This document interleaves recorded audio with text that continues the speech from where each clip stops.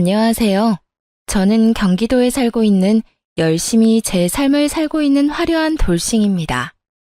제가 이혼을 하기 전에는 주변에서 이혼을 접하게 되면 저는 안타까움, 안쓰러움을 표현하곤 했는데요. 그랬던 제가 요즘 지인들에게 이혼을 접하게 되면 잘했다고 합니다. 그만큼 전 지금 제 생활에 만족하고 지내며 요즘 같은 세상에 이혼 같은 건 흠도 되지 않는다고 생각하는데요. 지금은 이런 생각까지 하는 저이지만 저 역시 이혼을 할 당시에는 온갖 잡념들에 휩싸여 이혼을 하지 못하고 이리저리 끌려다녔습니다. 그러면 제가 어떤 일들을 겪었고 어떻게 해서 이혼까지 하게 되었는지 제 사연 들어보실래요? 저와 남편은 연애를 길게 하고 결혼까지 하게 된 부부였습니다. 연애를 하기 전에는 친구로 지냈기에 가끔 남편의 집으로 가곤 했고 연인이 되면서도 시댁에 자주 왕래하면서 지냈던 것 같아요. 남편 역시 친정에 자주 놀러 오기도 했고 친정 부모님과 시간을 보내며 자연스럽게 가족이 되어갔죠. 시댁에서는 저를 특히나 예뻐해 주셨는데 남편이 외동이었던 터라 딸이 생긴 것 같다며 저를 많이 예뻐해 주셨었죠. 아름아, 넌 좋아하는 음식이 뭐니? 다음에 올 때 그걸로 해주마. 저 다 잘 먹어요. 어머님은 뭐 좋아하세요? 제가 다음에 해드릴게요. 그 작은 손으로 요리까지 할 줄 알아? 잘은 못하는데 기본적인 거 몇 가지만 할 줄 알아요. 어머님 입맛에 맞을지는 모르겠지만요. 당연히 다 맛있겠지. 아름이가 만들어주는 거면 소태밥도 맛있게 먹을 수 있는걸? 그런데 그런 일은 나중에 네 가정 생기면 네 자식한테나 해주고 지금은 내가 해주는 음식 먹어주려무나. 난 아름이 네가 맛있게 먹는 모습 보는 게 너무 좋단다. 허구한 날 허겁지겁 전쟁 치르듯 먹는 남자들만 보다가 너처럼 오물오물 토끼처럼 먹는 거 보고 있으면 이 엄마가 너무 행복해. 시모는 늘 저에게 귀엽다, 사랑스럽다, 행복하다 등의 말을 해주었고 그런 말을 들을 때마다 제가 특별한 사람이 된 것 같아 참 행복하더라고요. 여러모로 전 그런 시댁 분위기가 좋았고 남편을 사랑하기도 했지만 이런 시댁이라면 저도 가족으로 인정받고 사랑받을 수 있겠다는 생각이 커 결혼까지 하게 되었습니다. 단 한 번의 큰 소리도 조금의 의견 충돌도 없이 결혼까지 마치게 되었고 친정을 비롯해 시댁까지 화기애애한 그 자체였어요. 첫 명절이 오기 전까지는요. 아무래도 명절, 제사에 대해 들은 것이 많아 어쩔 수 없이 긴장이 되기도 하고 우리 시댁은 어떤 분위기로 나를 대할까 하는 걱정도 되더라고요. 하지만 이런 제 우려와는 달리 저와 남편이 시댁에 도착하니 이미 시모 혼자 음식을 준비하고 있더군요. 전 당연히 제가 오면 함께 시작할 거라 예상했던 터라 이런 상황은 생각지도 못했는데 조금 당황스럽더라고요. 죄송스럽기도 했고요. 심지어 준비만 하신 게 아니라 이미 반 이상을 해놓으신 터라 전 급하게 옷을 갈아입고 나머진 제가 하겠다며 앞치마를 하고 나섰습니다. 어머님, 이제 제가 할 테니 들어가서 쉬세요. 전 당연히 제가 오면 시작하실 줄 알았는데 언제부터 하신 거예요? 죄송해요. 다음부턴 좀 더 일찍 올게요. 아니야. 늘 혼자 해왔는데 뭐. 신경 쓰지 말고 옷부터 편한 걸로 갈아입으려무나. 이미 갈아입었어요, 어머님. 그러니까 이제부터 좀 쉬세요. 저 생각보다 잘해요. 그럼 우리 며느리 잘하는 거 다 알지. 다 아는데 정말 거의 다 해서 네가 할 게 없어서 그래. 괜히 너까지 힘 빼지 말고 일단 조금 쉬어. 곧 있으면 끝이니까 뒷정리나 좀 도와다오. 그러면 제가 옆에서 전이라도 뒤집을게요. 그 정도는 하게 해주세요. 이때까진 분위기 좋았습니다. 누가 먼저라고 할 것도 없이 서로 나서 일을 하려고 했고 서로의 등을 떠밀며 조금이라도 더 쉬게 해주려고 했죠. 음식을 다 마련하고 나선 시모가 쉬는 동안 혼자 뒷정리를 빨리 끝내버리곤 빨래부터 시작해서 대청소도 다 해버렸습니다. 시모가 일을 워낙 못하게 하니 빨래 대청소를 하는데 기분이 나쁘기는커녕 뿌듯한 마음마저 들더라고요. 혼자 아침부터 고생했을 시모에게 조금이라도 도움이 되었다는 생각에서 말이죠. 이런 제 마음을 알았는지 시모는 이런 말까지 해주더군요. 어쩜 그렇게도 손이 야무질 수가 있는지. 덕분에 이번 명절엔 몸살 걸릴 일 없이 잘 지나가겠구나. 음식 준비부터 뒷정리도 잘하고 아주 집안일을 우리 아름이가 다 해준 덕에 이 엄마가 편하구나. 시모는 제 두 손을 쓰다듬으며 애정을 듬뿍 담은 말을 해주었고 사랑받고 있다는 생각이 들어 참 기쁘더라고요. 그렇게 좋은 분위기에서 명절을 보냈고 친정으로 가기 전 저희를 배웅해 주시는 시모에게 준비한 용돈 봉투를 드렸죠. 어머님, 저희 이제 가볼게요. 덕분에 많이 배우고 맛있게 먹고 잘 쉬다가 가요. 아, 그리고 어머님, 여기 용돈이요. 첫 명절이고 해서 준비했어요. 시모는 정말 생각도 못했다는 듯 놀란 눈을 하고 봉투를 보더라고요. 이걸 받아도 되나 하는 고민을 하는 시모의 손에 저는 봉투를 쥐어드렸고 시모는 감동한 듯 저를 보며 이렇게 말하더군요. 어머나, 이런 거 필요 없는데. 이래서 다들 딸 타령을 하는가 보구나. 우리 아들은 생전 이런 봉투 내미는 법이 없었는데. 에이, 엄마, 생신 때 용돈 드렸잖아요. 생일마저 입 닦으면 네가 아들이야? 그건 당연한 거야. 어찌되었든 아가, 고맙다. 내가 잘 쓰마. 여기까지도 좋았습니다. 그런데 봉투를 확인한 시모가 불현듯 이런 말을 하더라고요. 미세하게 굳은 표정을 지어 보이면서요. 그런데 혹시 너희 친정에도 명절이라고 봉투 준비했니? 전쟁의 시작과도 같은 질문이었습니다.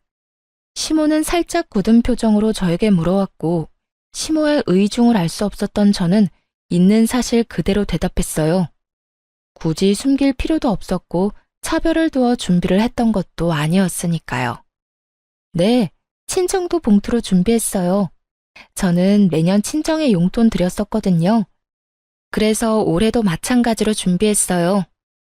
그 순간 시모의 표정이 걷잡을 수 없이 굳어지며 완전히 다른 사람처럼 저에게 따지듯 닥달을 하더라고요. 그런 법이 어디 있니?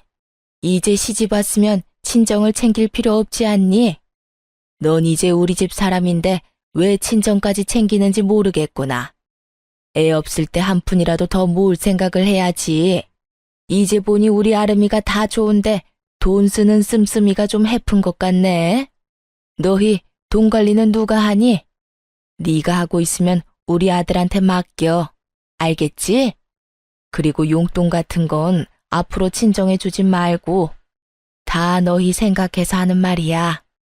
과연 내가 알던 시모가 맞는지 의문이 다 들더군요. 어떻게 돈 앞에서 사람이 이렇게까지 이중적인 면모를 드러내다니요? 얼마나 충격적이었으면 말문이 막히는 것은 물론이고 기분이 나쁘다는 생각조차 들지 않았어요. 제가 아무 말도 하지 않고 있자 제 눈치를 살피던 남편이 입을 떼더라고요. 에이, 엄마, 그런 건 우리가 알아서 할게. 자, 우리도 이만 가봐야겠다. 우리는 갈 테니 푹 쉬어요. 그렇게 남편의 손에 이끌려 친정에 가게 되었고 저는 친정에서 어떻게 지냈는지도 모를 만큼 넋이 나가 있는 상태였죠. 모든 일정을 끝내고 집으로 돌아오자 그제야 제가 무슨 말을 듣고도 말 한마디 하지 못한 건지 자각이 되더라고요. 그와 동시에 화가 올라왔고요. 여보, 혹시 나 당신이랑 사는 동안엔 우리 집에 용돈도 주면 안 되는 거야? 갑자기 그게 무슨 말이야? 아, 엄마가 한 말 때문에 그래? 그 말을 뭘 신경 쓰고 그래. 그냥 그런가 보다 하고 신경 쓰지 마. 엄마한텐 알겠다 하고 우린 우리가 하고 싶은 대로 하면 돼. 아무리 그렇게 하면 된다고 해도 나 어머님 말씀 기분이 너무 나빠. 어떻게 그렇게 말씀하실 수가 있어? 시집온 딸은 자식도 아니야? 뭘 그런 말을 곱씹고 있어. 괜히 당신 기분만 나쁘게. 워낙 옛날 분이라 그래. 그런 부분에선 아무리 설득하고 타협하려고 해도 도무지 안 되더라고. 그러니까 당신도 그냥 들어도 못 들었다고 생각하고 지내줘. 응? 그거 말고는 다 당신 편하게 맞춰주시잖아. 아무리 그래도 기분이 상하는 걸 어떻게 해. 내가 앞으로 그런 말 나올 것 같으면 한 발 앞서 막아주도록 노력할 테니까 기분 풀고 좀 쉬자. 당신도 지금 피곤해서 예민해져 있어. 응? 남편은 제 기분을 풀어주려 노력했고, 저는 기분은 상했지만 그냥 넘어가기로 했습니다. 남편의 말대로 딱 그 부분만 아니면 시모는 꽤 괜찮은 시모라 생각했으니까요. 그 딱 한 가지가 결국 저를 이혼까지 몰고 가게 될 줄은 그땐 몰랐습니다. 몇 번의 명절이 지나고 도무지 적응되지 않을 것만 같던 시모의 고지식한 면모도 적응이 되더라고요. 남편이 당부한 대로 앞에선 그저 네라고 답하고 뒤로는 친정을 챙기면 그만이었으니까요. 처음엔 그렇게 행동하는 저 자신이 싫었는데 어떤 면에선 그렇게 행동하는 것이 괜한 불화를 일으키지도 않고 얼굴을 붉힐 일도 없으니 현명한 며느리로서의 태도란 생각이 들기도 했습니다. 그러던 와중 친정아빠의 생신이 되었고 전 매번 시댁 어른들의 생신상만 차려들었던 것이 마음에 걸리더라고요. 그동안 부모님 생신상 한번 제대로 챙겨드리지 못한 것이 죄송한 마음이 들어 이번 생신은 집에서 대접해 드리기로 했죠. 엄마, 이번 아빠 생신상 내가 차려드릴 테니 시간 맞춰서 우리 집으로 와. 내가 입이 떡 벌어지게 한 상 차려드릴 테니까. 어머, 웬일이라니? 웬일은 무슨? 딸이 시집 가더니 철든 거지 뭐. 매번 시부모님들 생신상 차리면서 아빠 엄마 생각 많이 했었어. 딸이 돼서 제대로 된 생신상 한번 안 차려주고 시집 온 게 내심 죄송스럽기도 했고. 그러니까 이번엔 내가 처음부터 끝까지 다 준비할 테니까 시간 맞춰서 와서 식사만 하셔요. 그래, 알겠어. 네 아빠 또 울겠구먼. 그렇지 않아도 딸이라면 넘어가는 양반인데 그런 딸이 차린 생신상이라고 하면 눈물이 앞을 가려 밥이나 제대로 드실 수 있으려나 모르겠다. 어찌되었든 신경 써줘서 고마워, 딸. 덕분에 아빠 행복하겠네. 엄마와의 통화를 마치고 나니 더욱 죄송한 마음이 들더라고요. 이렇게 기뻐해 주실 줄 알았다면 진작 모셨을 텐데 하는 마음에서요. 전 더욱 생신 준비에 박차를 가했고 전날 장보기를 마치고 당일 아침부터 일어나 생신상을 준비했어요. 아침 일찍 일어나 남편 출근시키고 생신상 준비를 하는데 시모에게 전화가 오더라고요. 평소에도 통화는 자주 하던 터라 전 아무 생각도 의심도 없이 그 전화를 받게 되었습니다. 아름아, 우리 아들이 그러는데 오늘 사돈어른 생신 너희 집에서 한다며? 그 순간 정말 할 수만 있다면 남편 입을 찢어버리고 싶은 심정이었어요. 평소 시모가 어떤 사상을 가지고 있는 줄 알면서 그런 말을 전하는 것이 제정신 박힌 사람이 할 수 있는 일인가 싶더군요. 네, 밖에서 외식하는 것도 부담스럽고 해서 집에서 모시려고요.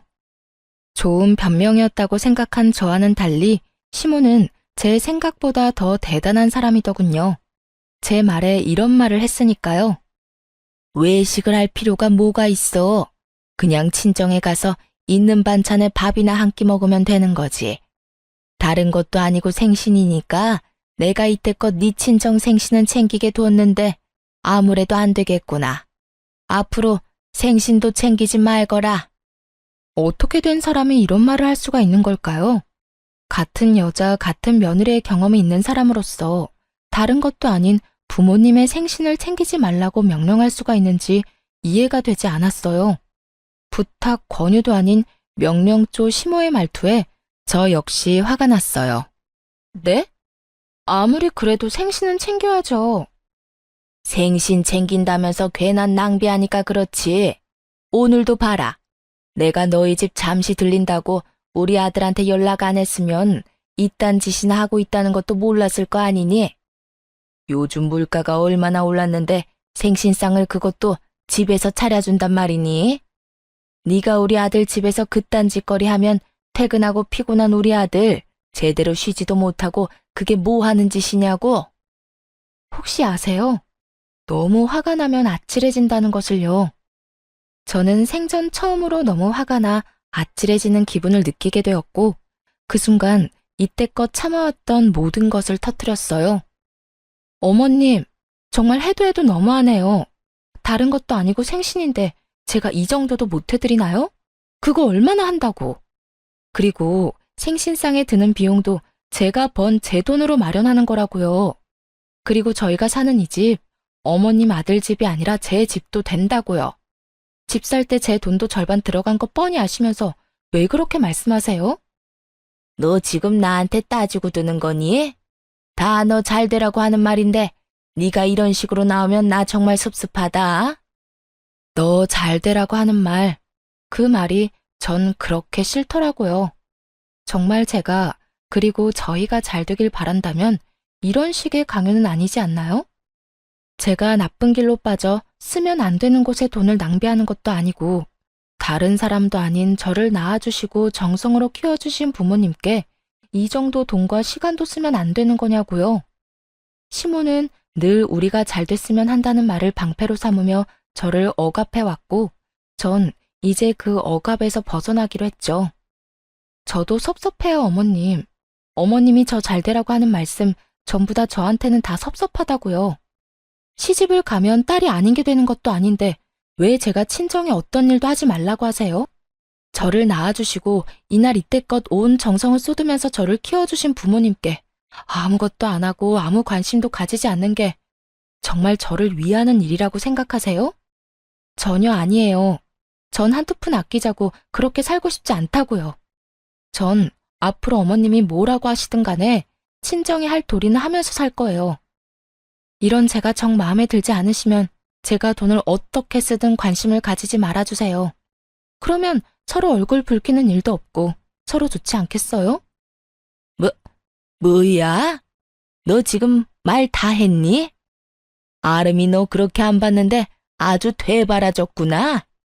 어디 어른한테 버릇없이 그딴 식으로 말하는 게야? 내가 말했지? 다 너 잘 되라고 하는 말이라고. 처음엔 생신상 용돈으로 시작해서 나중엔 더 큰 돈, 더 큰 걸 바라는 게 사람 마음이란 걸 왜 모르니? 네 친정 부모님이라고 다를 줄 알아? 나이 더 들면 기댈 거라곤 자식밖에 없을 텐데 그때 가서 너 어떻게 하려고 지금부터 지갑 노릇을 하려고 하냔 말이다. 저희 부부가 진짜 누구의 지갑 노릇을 하고 있는데 이딴 말을 하는지 모르겠더라고요. 시모는 친정에는 용돈도 주지 말라고 하며 달마다 저희에게 용돈을 받아 쓰는 것도 모자라 병원도 회사 다니는 저를 꼭 데리고 다니며 그 병원비조차도 저에게 다 내라고 하는 사람이었습니다. 그런 사람이 저딴 말이나 하니 퍽이나 진정성 있어 보이더라고요. 제발 그 말 좀 하지 마세요. 다 저 잘 되라고 한다는 그 말이요. 그게 어떻게 제가 잘 되라고 하는 말이에요? 그리고 지갑이요? 그런 식으로 따지면 저희가 어머님께 매달 드리는 용돈부터 각종 병원비까지 더는 도움을 드리면 안 되겠네요. 어머님 역시 이제 기댈 거라곤 외동아들 하나뿐일 텐데 사람 마음 모르는 거라고 저희한테 더 큰 걸 바라면 어떻게 해요? 그걸 말이라고 하니?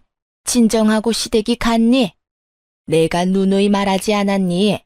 시집 오면 넌 친정 사람이 아니라 우리 이 시집안 사람이라고.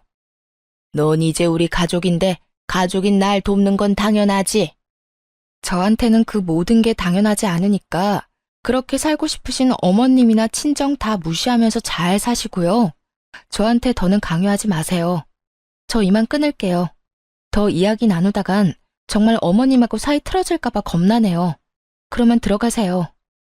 저는 전화를 끊어버렸고 시모에게서 전화가 계속해서 왔지만 연락을 받지 않았죠. 정말 생각하면 할수록 화가 나더라고요. 시부의 생신날엔 시모와 함께 여행을 보내드렸고 시모의 생신날엔 명품 가방을 선물했었습니다. 물론 선물과는 상관없이 생신상까지 차려드렸었고요. 그땐 이런 며느리가 또 없다고 덕분에 이런 호강을 다 누려본다고 했던 사람이 어떻게 그깟 생신상 한번 마음 편하게 차리지도 못하게 하는 것인지 너무 화가 나더라고요. 이런 부모도 부모라고 그 큰 돈을 들여가며 신경을 쓰고 대접했던 저 자신에게도 너무 화가 나기도 했습니다. 하지만 언제까지나 씩씩거리며 화를 내고 있을 순 없는 노릇이었어요. 처음으로 차려드리는 친정아빠의 생신을 이딴 식으로 망치고 싶진 않았거든요. 그래서 전 마음을 가다듬고 기뻐하실 부모님의 얼굴을 떠올리며 생신상을 준비했고, 밑재료 준비를 끝내고 한숨 돌릴 때쯤 거칠게 문을 두드리는 소리가 들려오더군요. 야! 야! 문 열어! 이 문 당장 열어! 설마 했던 우려가 현실이 되는 순간이었어요. 화가 머리끝까지 난 시모는 집으로 들이닥쳤고, 제가 문을 열어주자마자 저를 밀치고 집으로 들어오더니 화를 내며 기껏 준비한 재료들을 다 엎어버리기 시작하더군요. 이게 무슨 짓이에요? 그만두세요. 그만하시라고요. 이거 놔라 이년아. 네가 그만하라고 하면 내가 그만할 줄 알아? 어디 건방지게 뭐? 강요하지 마. 신경을 꺼. 내가 너한테 어떻게 했는데 네가 감히 나한테 그런 식으로 명령을 해. 이 고약한 년. 내가 너 버릇을 단단히 고쳐줄 거다. 생신상? 웃기지 마. 내가 절대 아무것도 못하게 해줄 테니까. 아무리 말려도 눈이 돌아버린 시모를 말리는 건 불가능했어요. 이미 재료들은 손 쓸 수 없이 망가진 상태였고, 제가 말리면 말릴수록 시모는 더 격하게 난동을 부리더군요. 시모는 아예 집에서 어떤 음식도 만들게 하고 싶지 않았는지 아예 냉장고 문까지 열어 모든 음식들을 다 꺼내 바닥에 쏟아부어 버리더군요. 전 그저 그런 시모를 지켜보며 분이 풀릴 때까지 지켜보기로 했죠. 그러면서도 남편에게 연락해 당장 집으로 오라는 말을 전했고, 시모의 난동을 부리는 모습을 동영상으로 남기기도 했습니다. 네 년이 감히 날 우습게 봐? 이게 오냐오냐 해줬더니 어른 무서운 줄 모르고 날뛰는 꼴이라니. 내가 이렇게까지 하는데도 네가 생신상 차려낼 수 있을지 두고 보자. 시모는 끊임없이 저를 향한 분노를 뱉어내며 난동을 부려댔고, 그 사이 집에서 가까운 회사에 다니던 남편이 집으로 불이 나게 뛰어들어오더군요. 모든 광경을 목격하게 된 남편은 많이 놀랐는지 멈칫거리며 입을 벌리더라고요. 그것도 잠시 반찬통을 들고 바닥으로 집어던지려는 시모를 가까스로 저지한 남편은 시모에게 소리를 지르며 화를 냈어요. 엄마, 이게 다 뭐야? 도대체 이게 무슨 짓이야? 이 사람이 무슨 잘못을 얼마나 했다고 이딴 짓까지 하냐고. 이거 놔라. 저 물건이 나한테 한 말 들으면 너도 내가 왜 이렇게까지 했는지 다 이해할 것이다. 저 사람이 어떤 말을 어떻게 했든 이건 아니지. 엄마가 뭐 때문에 화가 났는지 대충 알겠는데 그 어떤 이유로 얼만큼 화가 났던 간에 이건 아니야. 자신을 이해하기는커녕 저를 두둔하고 나서는 남편을 보며 시모는 더 큰 분노를 느끼는 듯했고, 그 분노의 화살은 다시 저에게로 향하더군요. 너 도대체 내 아들한테 뭐라고 했길래 내 아들이 나한테 이렇게 화를 내? 그리고 이를 데가 없어서 회사에서 열심히 일하는 사람한테 전화질을 한 게야? 너 이렇게까지 생각 없는 물건이었어? 그 순간 어떤 생각이 들었는지 아세요? 다 포기하고 싶다, 다 버리고 싶다였어요. 난장판이 되어버린 집만큼 제 마음 역시 난장판이 되어버린 상태였고, 무엇보다 이 모든 광경을 부모님께 보이면 절대로 안 된다는 생각도 들었습니다. 다른 날도 아닌 생신날 이런 광경을 보게 된다면 그런 불효도 또 없을 테니까요. 화를 낼 가치도 없는 사람에게 화를 내고 싶지도 않았어요.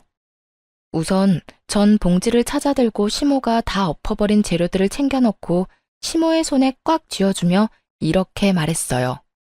이거 덕분에 저는 못 쓰게 됐으니까 가져가서 저녁해 드세요. 어머니 말대로 요즘 물가가 장난이 아닌데 그냥 버릴 순 없으니까요. 어머님이 다 망쳤으니 어머님이 책임지시고 해결하시라고요. 그리고 뒷정리도 다 하고 가세요. 어머님 말대로 힘들게 일하고 온 어머님 귀한 아들이 이걸 다 치울 순 없는 노릇 아니겠어요? 그러니까 이 난리를 부린 어머님이 직접 다 치우고 가세요. 제 말에 시모는 몸까지 부들부들 떨며 손을 치켜들더군요. 전 그 손을 낚아채 뿌리쳐버렸고요. 2년이 감히? 자꾸 2년 전년 하지 마세요. 전 어머님한테 그딴 욕 들을 만큼 잘못한 거 없어요. 그리고 제 몸에 손도 대지 마시고요. 저희 부모님이 맞고 다니라고 시집 보낸 거 아니고요. 행복하게 지내라고 시집 보낸 겁니다. 그러니까 앞으로 저한테 함부로 대하지 말아주세요. 여전히 몸을 부들부들 떨던 시모는 누가 말릴 새도 없이 이번엔 제 머리채를 획 잡아버렸고 워낙 순식간에 일어난 일이라 어떤 반응도 하지 못했어요. 그 순간 부모님의 목소리가 들리더라고요. 연락도 없이 이렇게 일찍 와도 되는 거야? 집에 가보고 없으면 전화하면 되죠 뭐. 연락하면 분명 오지 말라고 할 게 뻔하다고요. 아무리 당신 생일상이라고 해도 어떻게 애한테 다 맡겨놓고 가만히 있어요? 나라도 가서 좀 도와야지. 그런데 왜 문이 열려있지? 얘는 겁도 없이... 어머, 이게 다 뭐야? 사돈, 뭐 하는 짓이에요? 아무래도 제가 마음에 걸렸던 부모님은 뭐라도 도울 마음에 일찍 저희 집으로 오셨고 남편이 급하게 집으로 들어오느라 문을 잠그는 것을 깜빡했던 것이었습니다. 참고로 저희 집은 디지털 자물쇠가 아닌 열쇠로 문을 열고 닫는 터라 문을 닫는다고 해도 잠기진 않는 문이었고 심지어 문을 제대로 닫지 않아 조금 열린 상태였던 거죠. 아무것도 알 리 없었던 부모님은 문을 열고 집으로 들어왔고 그곳에서 처음 본 것이 제가 시모에게 머리채를 잡혀 이리저리 휘둘리고 있는 상황이었던 것이었어요. 그것도 아빠의 생신날 말이죠.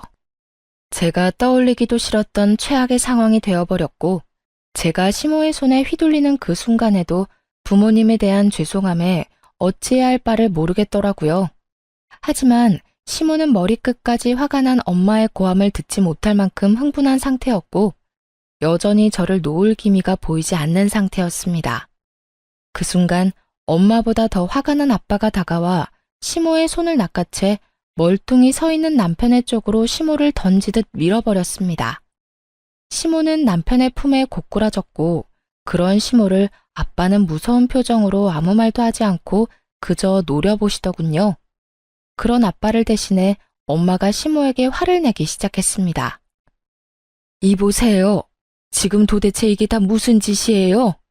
우리 딸이 뭘 그렇게 잘못했다고 애를 이렇게까지 잡는 거냐고요? 아니, 잘못을 했더라도 말로 타이르면 되는 일이지 우리 애가 짐승도 아니고 어떻게 이런 짓을 할 수가 있어요? 입 없어요? 말할 줄 몰라요? 그 뚫린 입으로 말 좀 해보라고. 격한 감정을 드러내며 시모에게 따져묻는 엄마와 아무 대답도 하지 않는 시모. 그야말로 그런 난리가 또 없는 상황이었어요.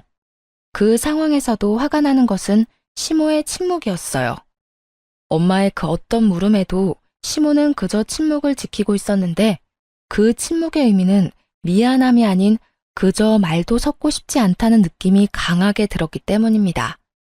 엄마가 시모를 몰아붙이는 내내 시모는 빈정거리는 표정을 지어 보이며 입을 삐죽거리는 듯 엄마를 농락하는 모습을 보이더군요.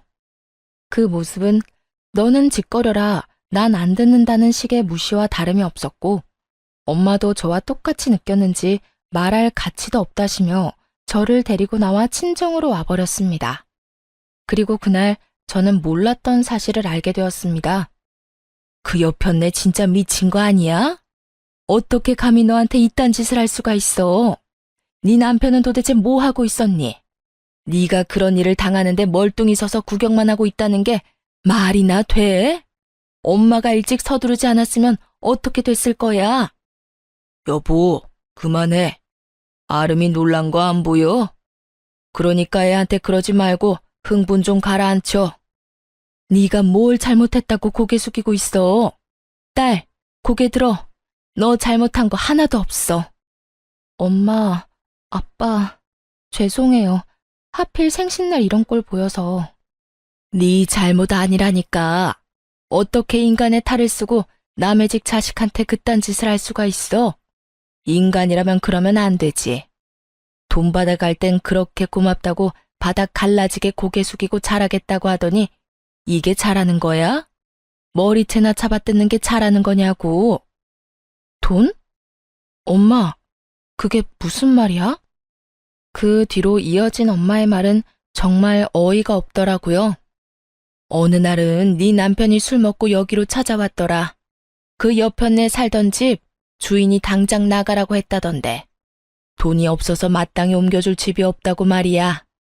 생각 같아서 당장 집이라도 마련해주고 싶은데 대출 받는 것도 한계가 있고 큰 돈도 없어서 속상하다면서 울더라고.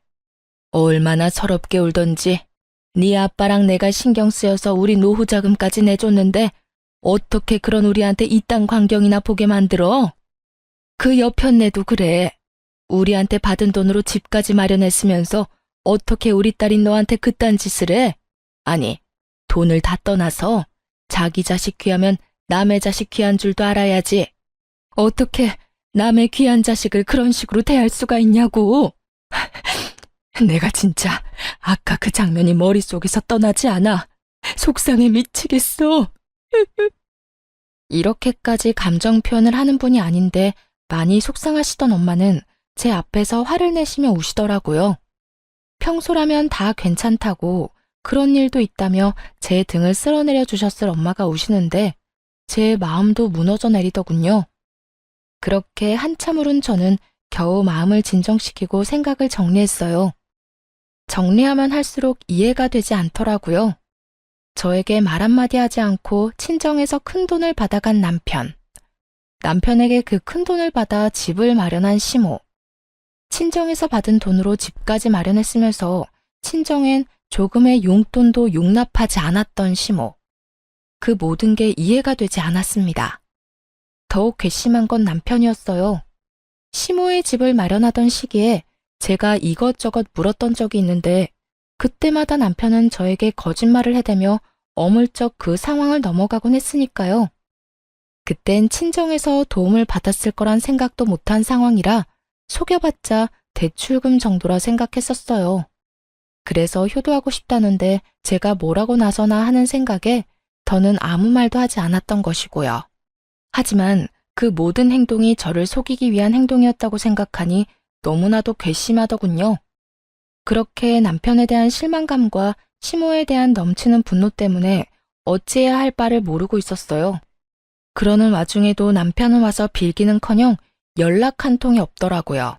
분노와 체념이 오가는 며칠이 흐른 후 남편에게 연락이 왔고 전 친정 근처 카페에서 남편을 만나게 되었습니다.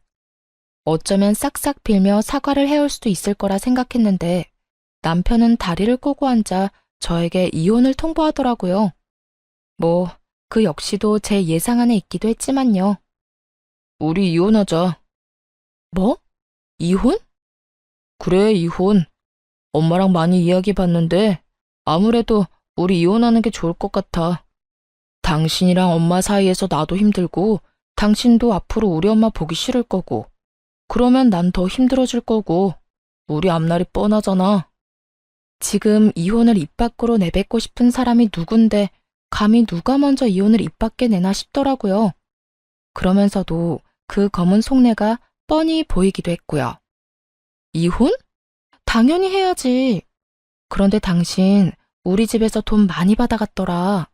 그 돈으로 어머님 집 사는데 보태드렸고 이혼은 하는데 돈은 다 토해내야 하지 않겠어? 제 말에 남편은 그게 무슨 헛소리냐고 웃더라고요. 그러면서 하는 말은 정말 가관이었습니다. 내가 왜 그 돈을 줘야 해? 난 빌린 적도 없는데? 내가 빌려줬다는 증거라도 있어?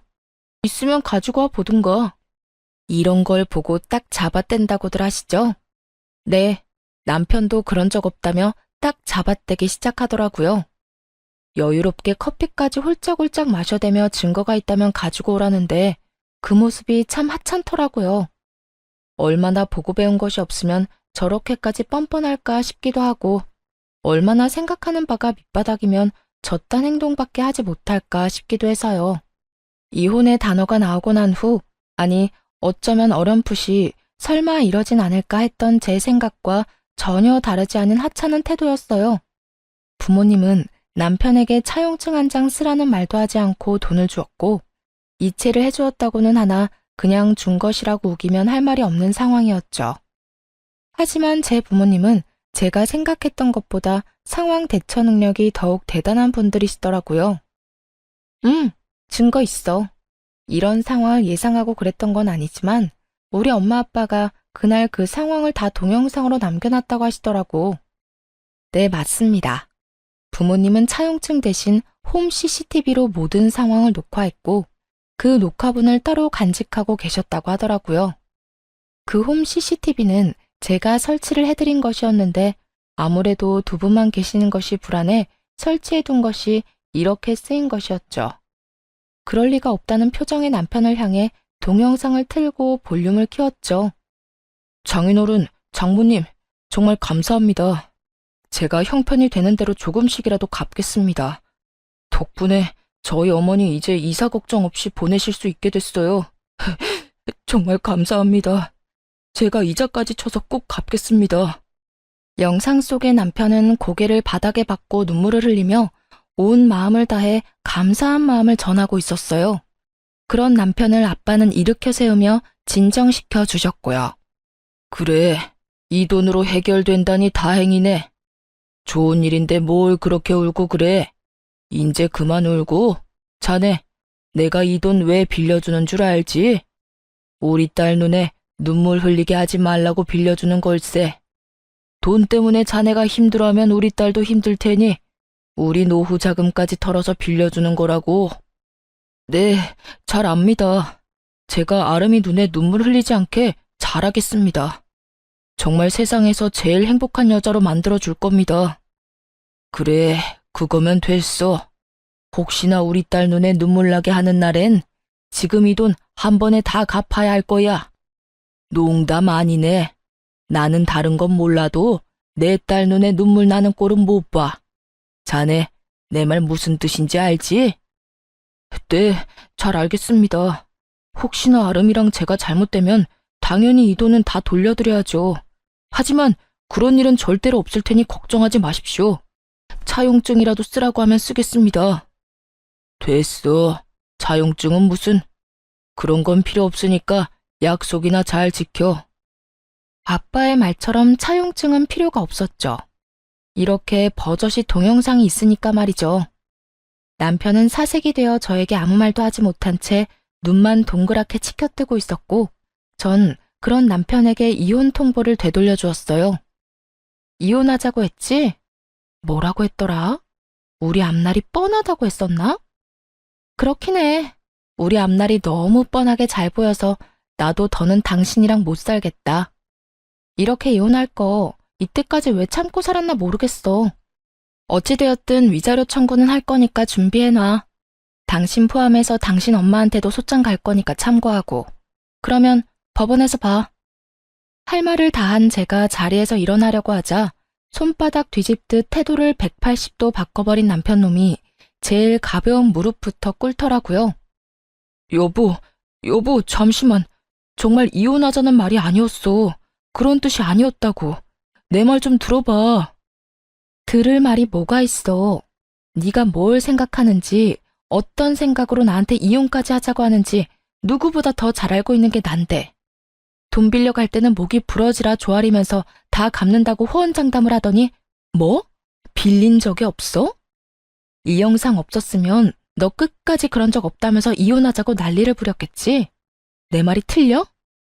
됐어. 너 같은 인간 쓰레기를 무슨 말을 더 하겠니? 난 이제 너한테 듣고 싶은 말도 전혀 없고 더는 너 같은 인간한테 하고 싶은 말도 없어. 아니야, 그런 게 아니라고. 난 그저 내가 이혼하자고 하면 당신이 숙이고 들어올 줄 알고 그런 거였어. 그리고 돈은 당신이 막 몰아붙이니까 나도 순간 짜증이 나서 아무 말이나 짓거린 거야. 아, 진짜 구질구질하다. 변명을 하려거든 제대로나 해. 되지도 않는 변명으로 그렇지 않아도 폭발 직전인 사람 더 열받게 하지 말고. 변명이 아니라 진심이야. 제발 내 말 좀 믿어주라. 나 당신 아직 많이 사랑해. 사랑 같은 소리 하네. 이거 나. 남편은 그제야 저를 붙잡고 늘어졌지만 전 그런 남편의 손을 뿌리치고 자리를 벗어났습니다. 그 후 예정대로 남편과 시모에게 소장을 날렸고 그 결과 위자료도 받고 이혼까지 마무리하게 되었습니다. 부모님 역시 전 남편에게 빌려주었던 돈을 다 돌려받게 되었고요. 친정 부모님께 줄 돈과 저에게 줄 위자료 때문에 전 시모는 집을 다시 팔고 작은 월세집으로 이사하게 되었고, 전 남편 역시 저에게 최고액의 위자료를 주게 된 탓에 빚쟁이가 되어 전 시모의 집으로 들어가게 되었죠. 그렇게 모든 게 끝났다고 생각했는데 전 시모에게 전화가 오더라고요. 아름아, 잘 지냈니? 첫 마디에서 온몸에 소름이 쫙 돋는 것이 귀신 목소리를 들은 것처럼 기분 나쁜 소름이 돋더군요. 전 아무 대답도 하지 않았고 그런 상황을 예상했다는 듯 시모는 아랑곳하지 않고 자기 말을 이어나가더군요. 잘 지내지? 잘 지내겠지. 우리 아름이는 야무지고 똑똑하니까. 다름이 아니라 내가 그동안 생각 많이 해봤는데 내가 여러모로 너한테 몹쓸 짓을 많이 했더구나. 너 같은 며느리가 또 어디 있다고 내가 너한테 그런 짓을 한 건지. 네 남편, 아니, 우리 아들한테 혼 많이 났다. 나 때문에 너랑 이혼하게 됐다고 날 많이 원망하더구나. 틀린 말은 아니지. 내가 널 이혼시킨 거나 마찬가지지. 내가 정말 미안해. 그래서 말인데, 내가 이렇게 사과할 테니 이혼은 없던 일로 하면 안 되겠니? 기가 막히더라고요. 이제 와서 속내가 뻔히 보이는 사과를 하는 것도 어이가 없었지만 전 남편 역시 어이없기는 매 한 가지였어요. 본인이 누굴 원망할 처지조차 되지 않으면서 감히 누굴 원망하는 것인지.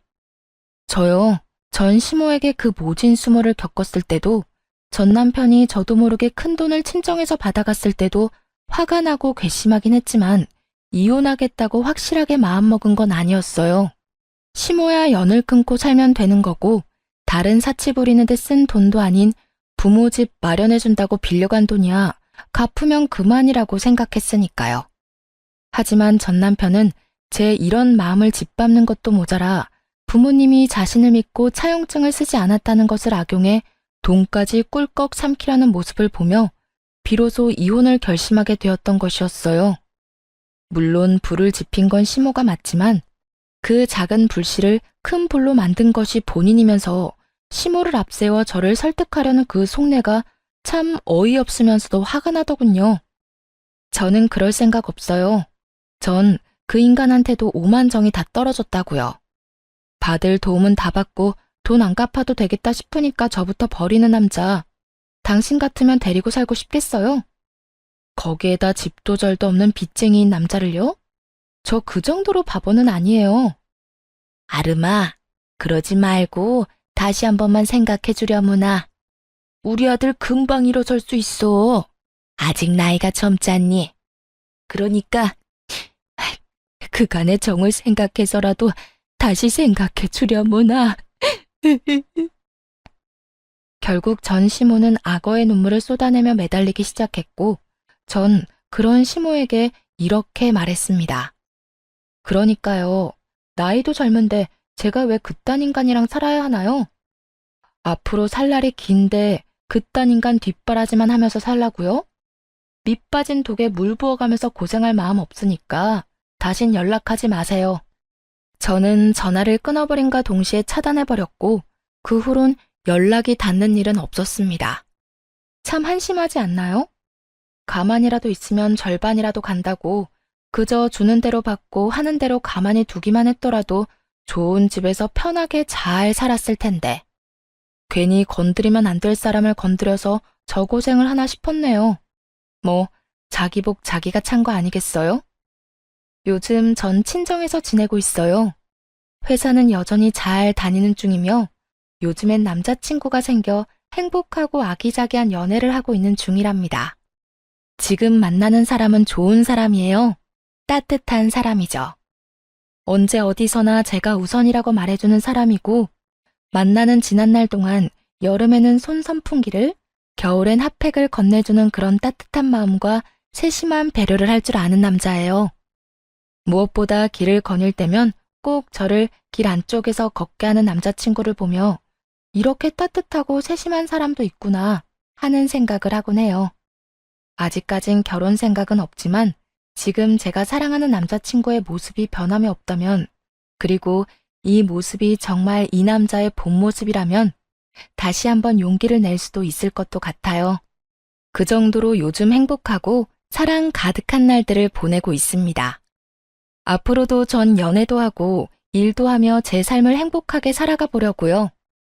저 역시 처음 이혼했을 땐 다시 연애를 시작하는 것이 상대방에게 왜인지 죄를 저지르는 기분이 들더라고요. 하지만 곰곰이 생각해보니 제가 죄를 짓고 있는 건 아니더라고요. 제가 이혼 사실을 숨긴 것도 아니고 이혼을 한 게 죄는 아니니까요. 제가 뭘 하든 어떤 연애를 하든 그건 제 자유 아닐까요? 그러니까 저와 비슷한 상황의 돌싱녀, 돌싱남 분들, 우리도 행복하게 살아봐요. 언제까지나 아픔에 절망감에 빠져 시간을 낭비할 순 없지 않을까요?